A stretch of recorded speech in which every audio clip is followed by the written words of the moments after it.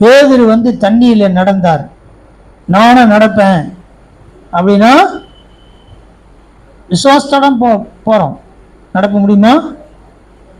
யாருன்னா இருக்கீங்களா தண்ணி மேல் நடக்கிறதுக்கு? இப்போ விசுவாசம் இல்லையா உங்களுக்கு?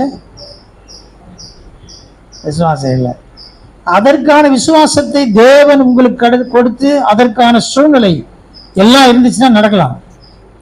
ஆனால் அதற்கான விசுவாசம் தேவையில்லை. அதான் கப்பல் இருக்குது, போகலாம். ட்ரெயின் வந்துச்சு, ஃப்ளைட் எல்லாம் வந்துச்சு. அப்போ ஏதோ இருந்தாலும் அவர் காப்பாற்ற நினச்சா ஆண்டவர் காப்பாற்றுவார். அப்படின்னா அவரை மாதிரி இவரை மாதிரி நமக்கு இல்லை.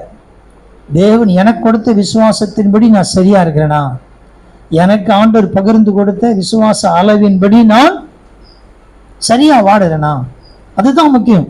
விசுவாசமே இல்லை அப்படின்னு யாருக்கும் சொல்ல முடியாது. விசுவாசம் இல்லாமல் எப்படி இயேசு கிறிஸ்துவை ஏற்றுக்கொண்டிருக்கிறோம், ரட்சகராக ஏற்றுக்கொண்டிருக்கிறோம், நம்மை பாவத்திலிருந்து மீட்டு இருக்கிறார், இதில் எப்படி